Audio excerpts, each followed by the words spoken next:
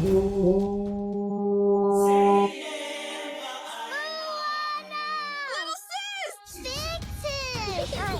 were gone forever. It was 3 days. Tell me the story, tell me the story. We need to hear it again. Okay, but what if we tell the story together? To our listeners. Yes, let's do it, let's do it. Okay, welcome back, friends, for another Nap Stories.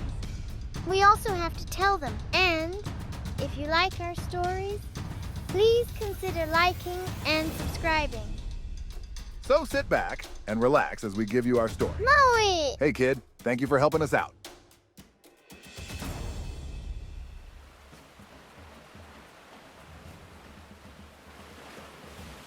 Life on Motunui had flourished since Moana restored the heart of Te Fiti. The island brimmed with life, but subtle signs of trouble lingered. That evening, the village gathered for a grand ceremony to honor their ancestors and celebrate their connection to the ocean. Lanterns lit the night sky as chants filled the air. I, Moana, standing before the gathered crowd, raised my oar as a symbol of leadership and unity. Suddenly, the sky darkened and an unnatural chill swept through the air. Then something scary happened. Tell them. A jagged bolt of lightning split the sky and struck the ground just a few feet from where I stood. The impact sent me sprawling and the crowd gasped in shock, my vision blurred. In that moment, I saw Tautaivasa, a radiant figure standing tall amid swirling waves. The voice echoed through my mind. Tautaivasa said, with a tone calm yet commanding, "The ocean cries out for your help. A great darkness has taken hold of its heart. The island of Motu Fetu, the center of these waters, lies cursed and forgotten. Without it, the currents will die, and your people will be lost." I knew I had to find Motu Fetu and restore its balance, or the ocean and our people would face ruin. Nervous and reluctant, I was searching for help when Grandma Tala appeared. Remember, Moana, you are chosen. I will always be where you are. With her encouragement and help, she prepared me for my journey to find Motu Fetu. Lies beyond, under skies I've never seen. Can I go beyond? By dawn, I had begun preparing for the journey. I rallied my crew, gathering brave villagers. With my crew ready and our course set, I stepped onto my new boat and gazed out at the endless horizon.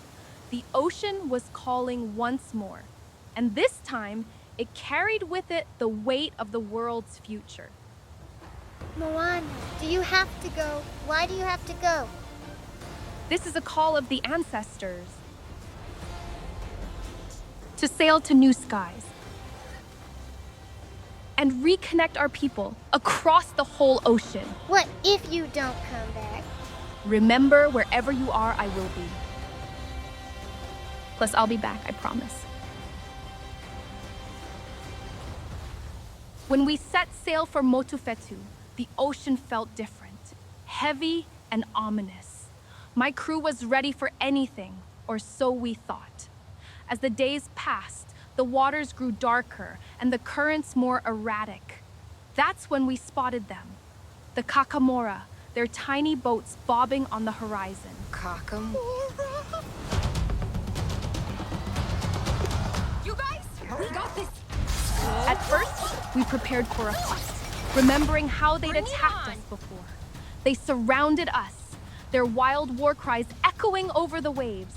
But instead of attacking, their leader held up a crude map, pointing at the waters ahead and gesturing wildly. It took a moment, but we realized they weren't here to fight. They wanted to join us. Not long after, the ocean beneath us shifted, and the clam emerged.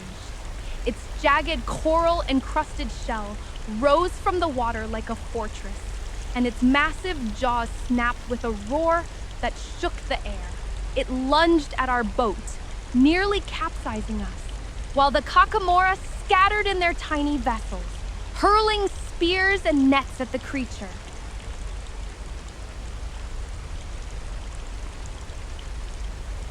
I struck the clam's shell with my oar, the golden markings glowing brighter, but it barely flinched.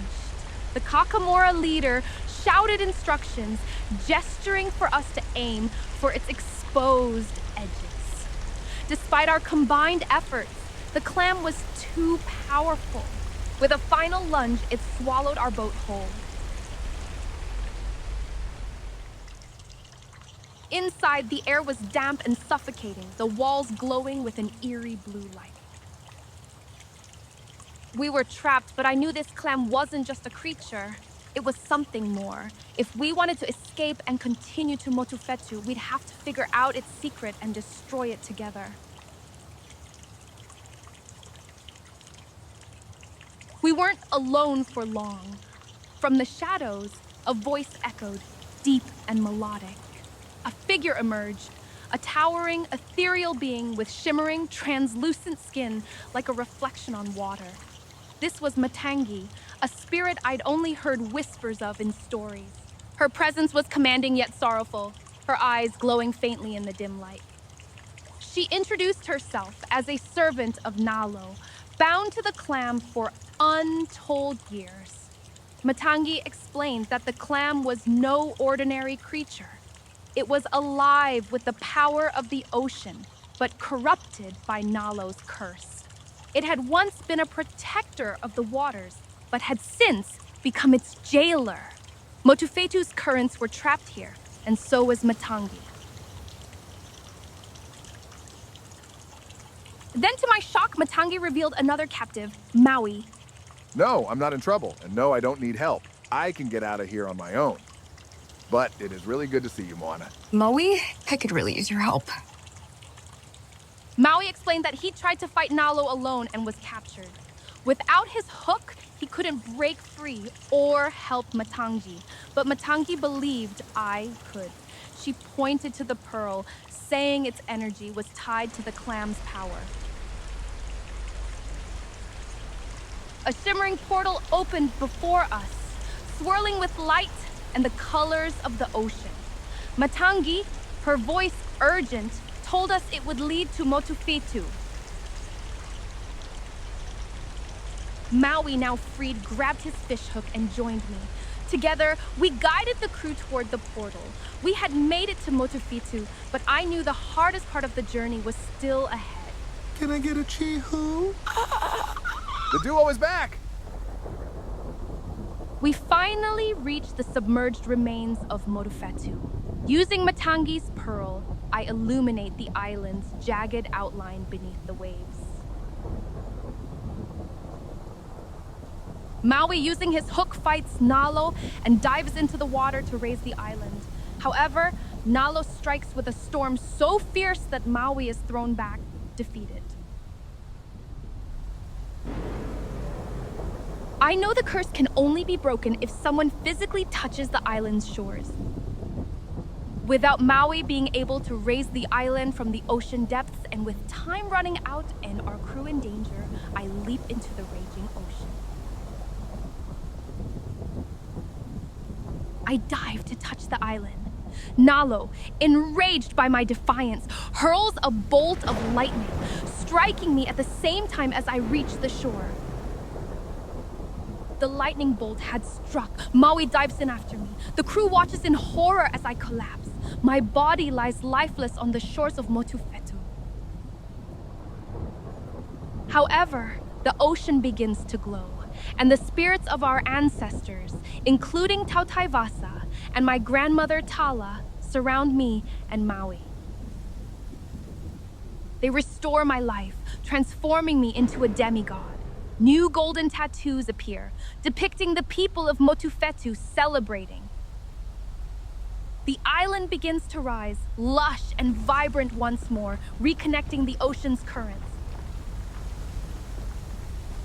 Motu Fetu is restored, and explorers from distant lands soon arrive, drawn by the reconnected currents. We invite these tribes to our home on Motunui, forging alliances and sharing knowledge. Maui, humbled by my bravery. I need to thank you again. I don't know who or where I would be without you. Moana, big sis, I missed you so much. As a demigod, I now embrace a new role as protector of the seas.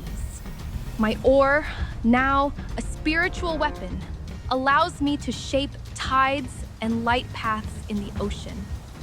This is only the beginning of our journey.